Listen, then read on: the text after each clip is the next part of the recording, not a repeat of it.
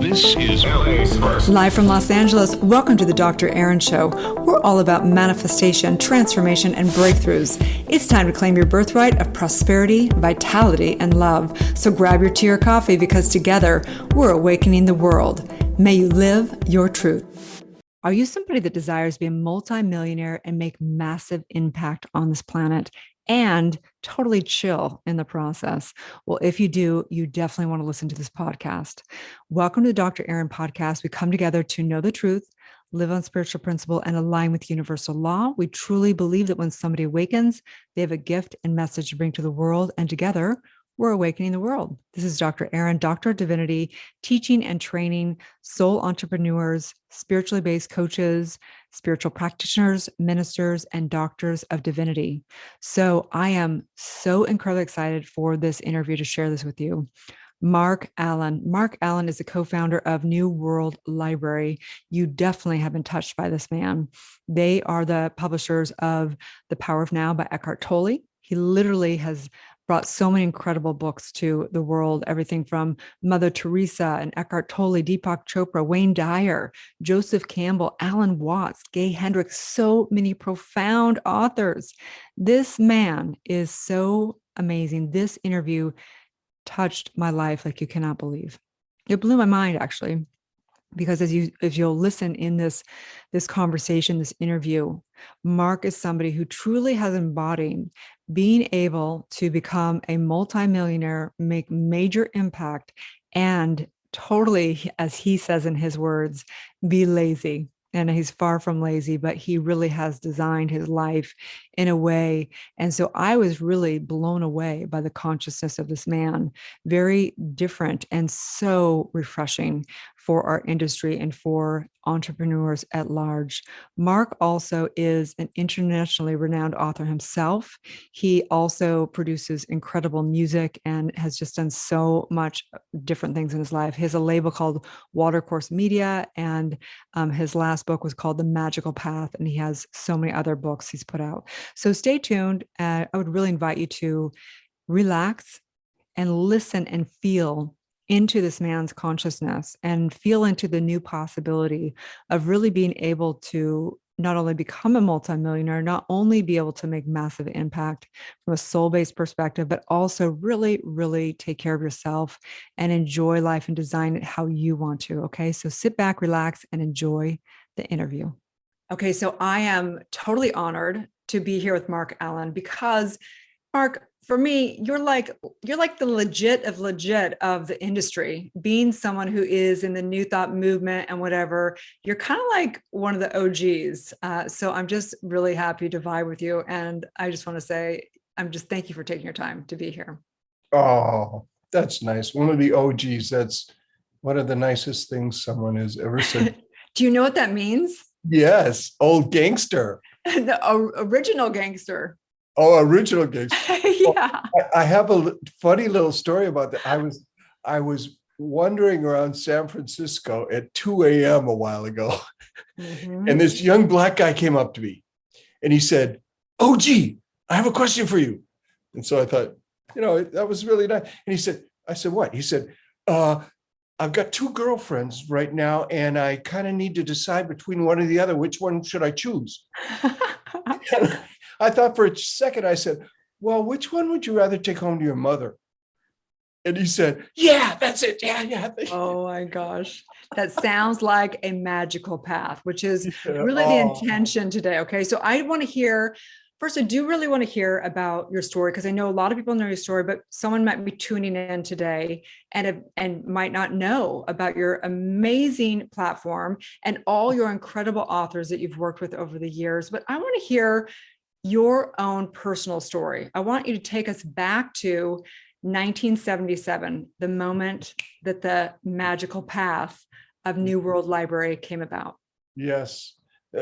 My 30th birthday changed my life, the day I turned 30. I had no money.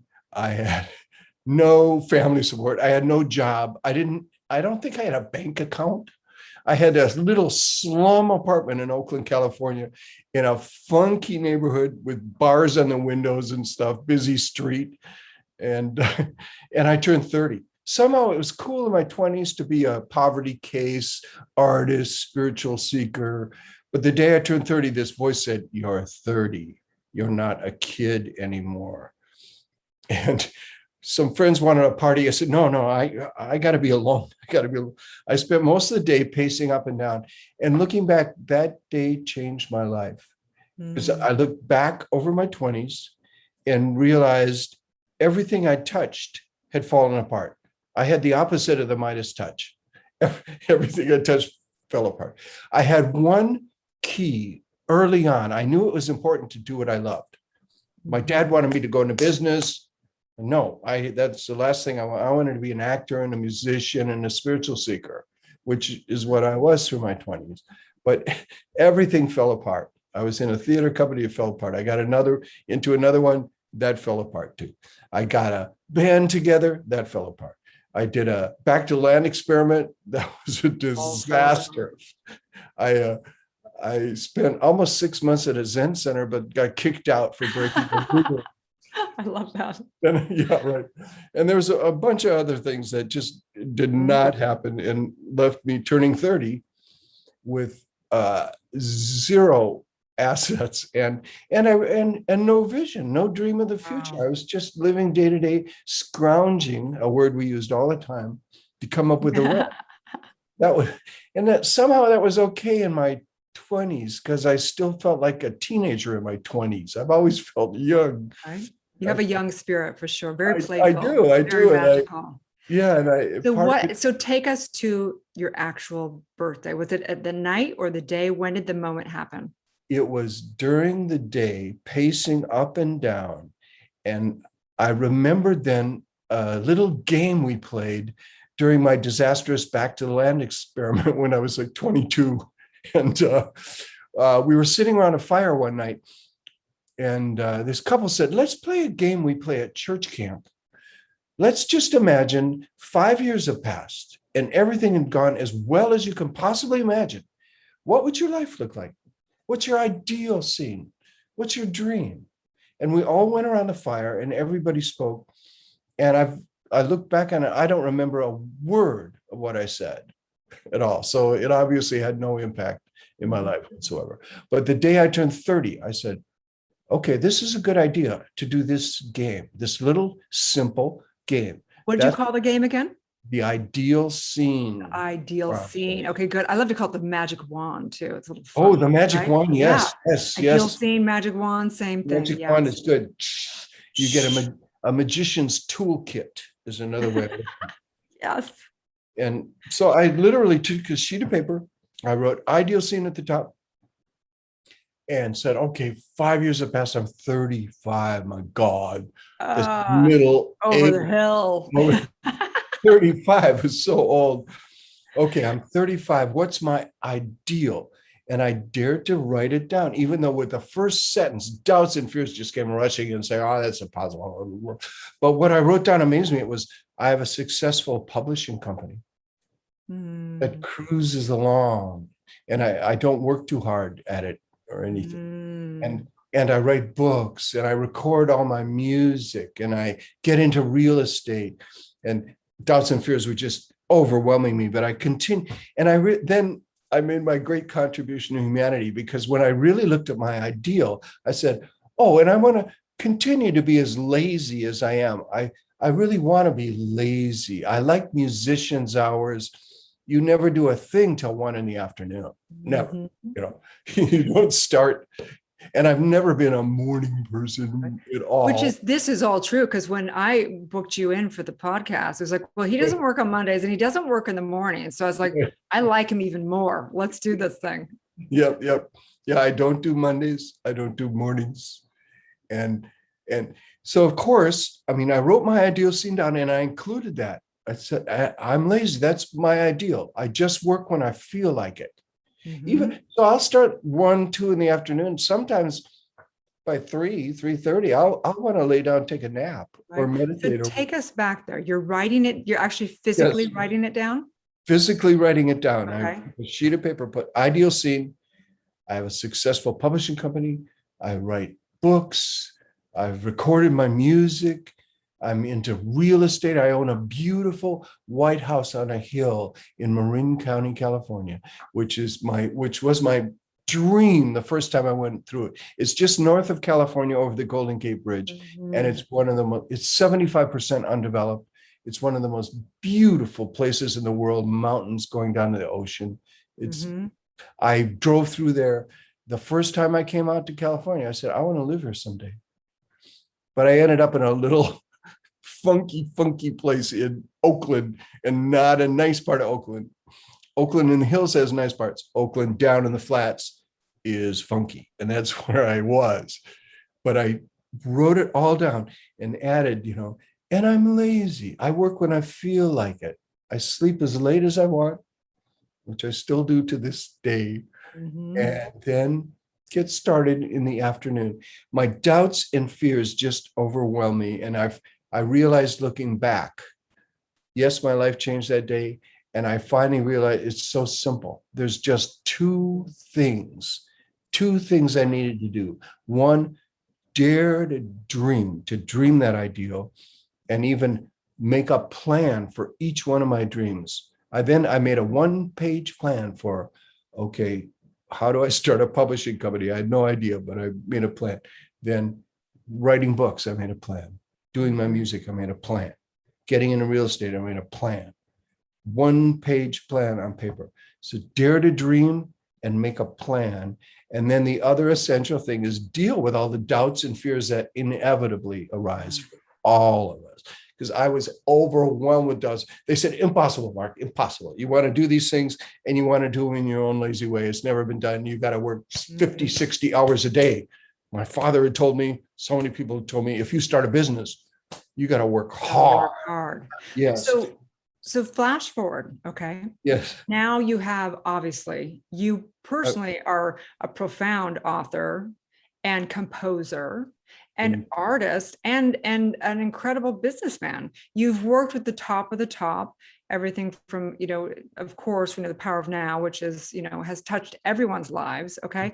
But is there one moment for yourself? Forget the names, forget whatever. Is there one moment that sticks out for you out of everything that was like a moment that really was something that you will always cherish in your heart? I'm sure there's so many, but is there one in particular? Well, I do. I remember the moment, the day I turned 30, where I dealt with my doubts and fears, because they were just overwhelming me, saying it's hopeless, it's impossible. And I was literally pacing up and down. I remember my cat thought I'd gone crazy. I think I was talking out loud because I remember the conversations vividly. To this day, I remember every word.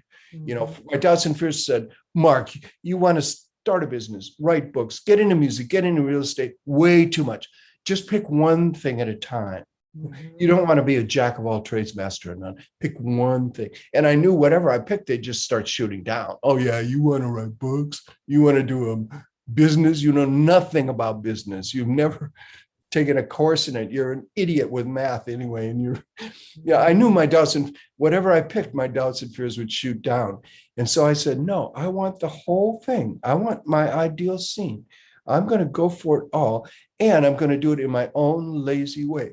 They said, impossible. You can't start a business and only work, Tuesday, Wednesday, Thursday afternoons. It doesn't work that way.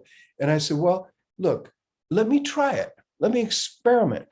I grabbed onto the word experiment. I'd heard about Buckminster Fuller, a friend of mine. Yes. Yeah, I never saw him, but my friend said he decided, Buckminster Fuller, when he was 20, in his 20s, to either commit suicide or look at his life as this experiment.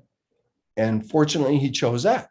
Fortunately. And I, fortunately, latched onto that word experiment. And I said to my doubts and fears, look, let me try it purely as an experiment. This is a good experiment to go for my dream in my own lazy way.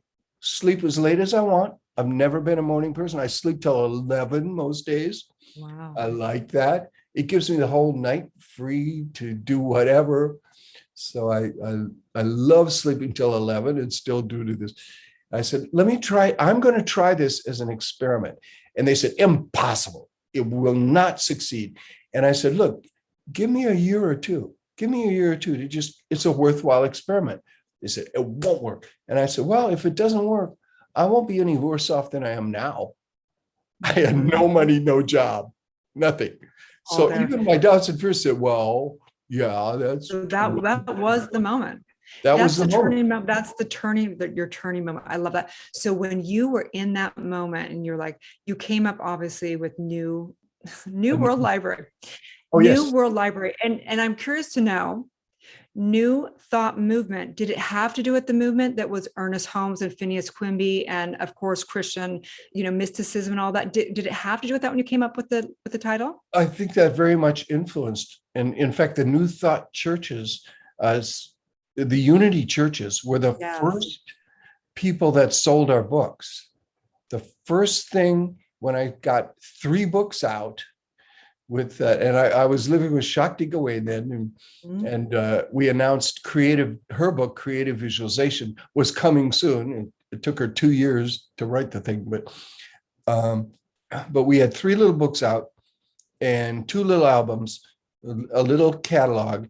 And first we pulled all our names of all our friends and family together, and there was 200 of them. We mailed it out to 2, and I thought, oh, this is friends and family. We should get like 100 orders, I bet. We got 0. We got no orders from friends and family. So that's how much support we got from friends and family. Then we were going to this Unity church, and I saw, oh, they have a bookstore, and they even had a little booklet with every Unity church in the country in it with their addresses. And we sent out our little catalog to all these Unity churches, and they started ordering. Wow. They started selling. That. They were our first customer. That's amazing. All the Unity churches and Science of Mind and Divine Science is all part of the New Thought movement, which obviously is my heart because I love. And so I'm just really proud of all the work that you bring to the world. And what would you say? I want to hear now, you've done so many profound things, but now your latest project is the Magical Path. So I want to have you take us through, or me through, what is the Magical Path? It started with me looking back at how I went from poverty to being a multimillionaire, and how I went from real anxiety in my 20s. I had a lot of anxiety to a pretty good level of inner peace. And I said, what did I do?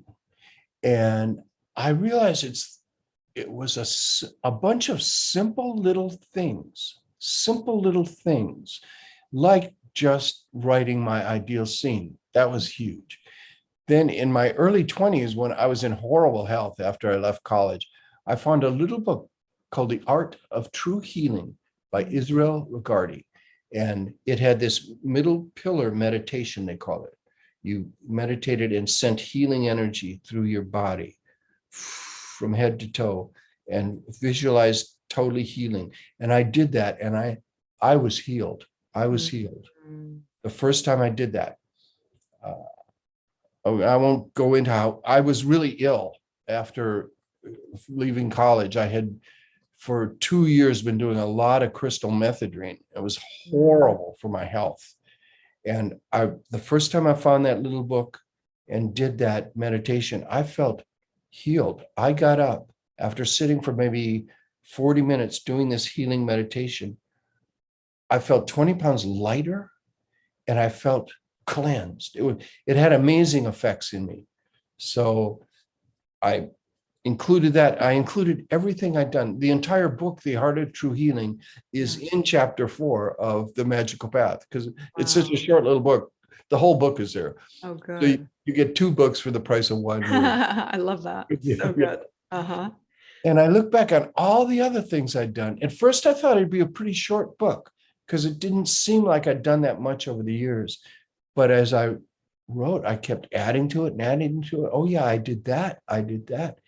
So it ended up being like this vast buffet of all these things to try. Just try with an open mind. And I look back on it. I don't know which one of those things worked. Did prayers to the goddess Yemajah, who's right behind you? Yes. Did that work for abundance? Maybe something brought me abundance. I don't know what it was, but I include all these things and just say, take your pick with an open mind. I often say there's nothing to believe. I never had to make a leap of faith or try. I just tried with an open mind. I just, oh, okay, I'll try this middle pillar meditation. I'll try imagining healing. Oh, it feels awfully good.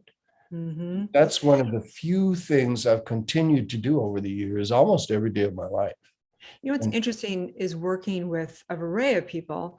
And I find that people who have dealt with addiction sometimes are the most powerful manifestors because they can direct the energy towards chaos intensely, just like they can direct the energy towards, harmony and building amazing things. So I would imagine you learned so much out of all of that. Oh, yeah. Oh, yeah. Yeah. I'm amazed by the magical path, I must say. And it's the number of things in it. I kept waking up at 3 a.m. thinking, oh yeah, I also did that. That might have had an effect. Who knows? And the book just kept growing and growing and growing. So do you think you could take me through a little something right now? Oh, sure. Like whatever's your favorite. My favorite is the middle pillar meditation. My favorite is, I often start any talk or seminar I do with, it's just a real simple little breath, three breath. I call it the 3-breath entry in the book. And since Eckhart's come along now, I even call it the 3-breath portal. He talks about all these portals into the space that is the space of magical creation. You can look. So we can just do that in 2 minutes. Just relax. I'll loosen my belt here. And just take a deep breath and imagine at the top of your head that a vibrant energy at the crown of your head. Take a deep breath, and then as you exhale, just imagine that vibrant energy just slowly going down through your whole body, through your head, brain, through your neck and shoulders, releasing, relaxing through your heart, lungs, letting go of everything through your stomach, letting go of all tension. Everything, just let go, let go. Take another deep breath and do it again. Just slowly let it go through your body, releasing, relaxing, healing every cell of your body.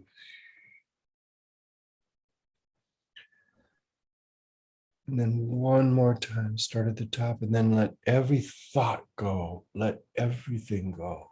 All tension, all stress.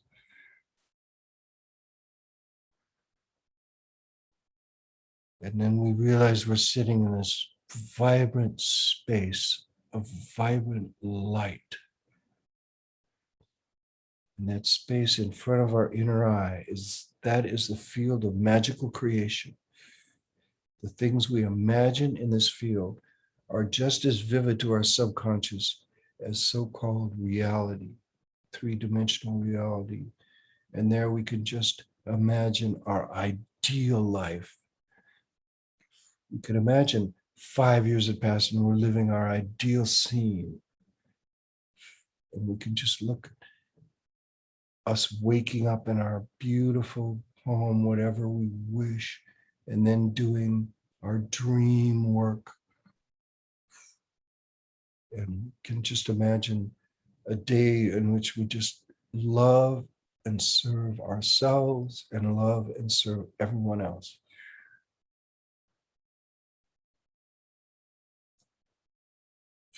And that's it.